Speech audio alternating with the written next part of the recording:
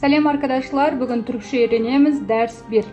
Бүгінгі бізде етістік yapmak етістігі, yapmak, жасау, істеу деген мағынаны білдіреді.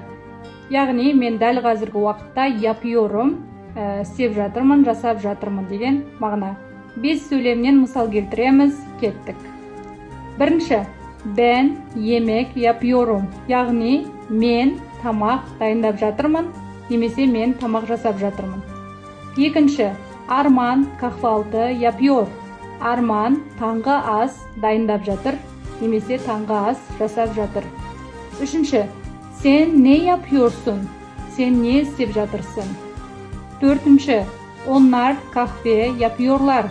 Яғни олар кофе дайындап жатыр, немесе кофе жасап жатыр. Бесінші, Aygül ev yapıyor. Aygül үй жасап жатыр, немесе үй салып жатыр.